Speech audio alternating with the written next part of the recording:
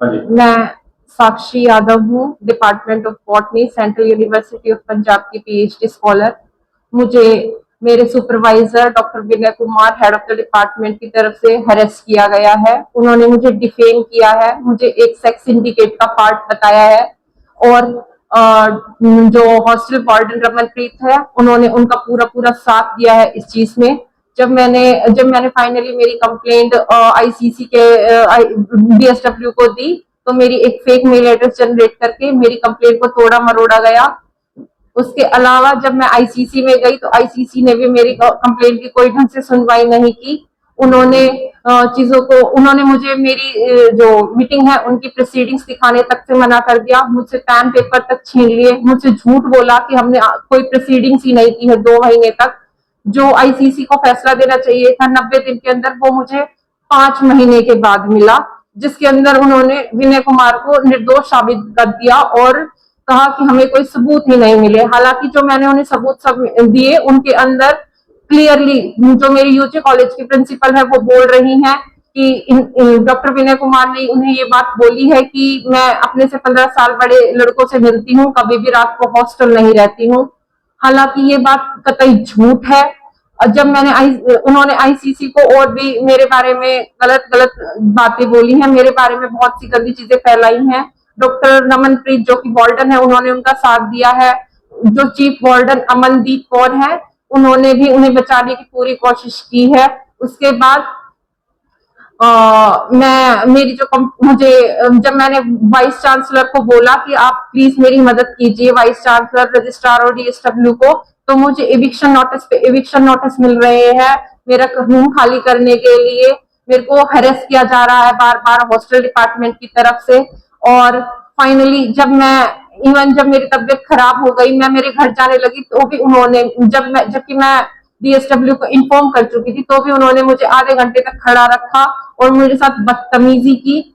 मैं चाहती हूँ कि जो भटिंडा पुलिस है वो इस पे कार्रवाई ले और गवर्नमेंट भी इस केस को ध्यान से देखे, ताकि और लोग ऐसी चीजों का शिकार ना हो। क्यों परेशान किया जाता है? सर, पर्सनल बेनिफिट्स, उनको पर्सनल बेनिफिट्स चाहिए होंगे जो कि मैंने उन्हें नहीं दिए, तो मेरे को हरेस कर रहे हैं।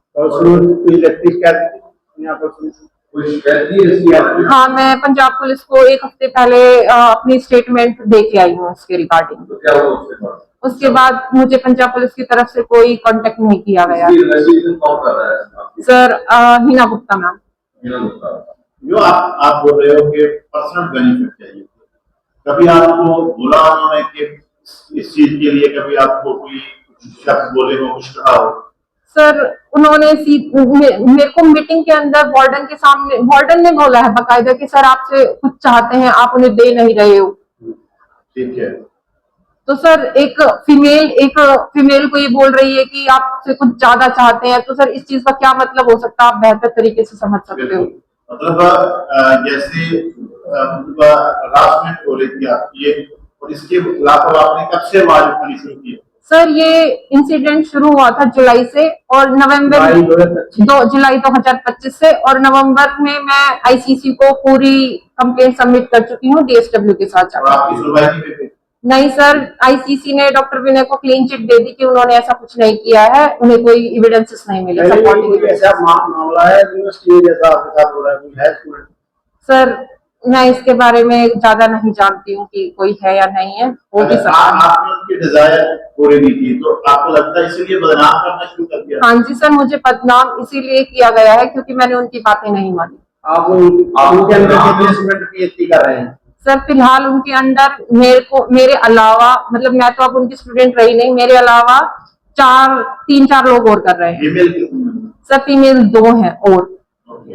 तो आप जैसे कह रहे थे कि मेरे गांव वालों को भी बोला, मेरे परिवार वालों को भी तो इस तरह से जैसे सर, डॉक्टर विनय ने मेरे यूजी कॉलेज में फोन किया कि मैं एक ऐसे 15 साल बड़े लड़के के साथ घूमती हूँ। यूजी कॉलेज वालों ने घर फोन किया, घर से जब मेरे भाई ने उनको वापस, घर भी डायरेक्ट फोन नहीं गया, अड़ोसियों पड़ोसियों को फोन गया है सर, उनके वाया मेरे भाई तक बात पहुंची है। जब उन्होंने वापस फोन किया तो डॉक्टर विनय ने मेरे भाई को भी डायरेक्ट बोला है कि मैं एक सिंडिकेट का पार्ट हूँ, मैं एक गैंग में फंसी हुई हूँ जो मेरे को मिसयूज कर रहा है और मिसलीड कर रहा है। ओके। आपको बदनाम करने की कोशिश की। हाँ जी सर। तो इसके लिए आपने कभी किसी गवर्नमेंट को या किसी को लिखा?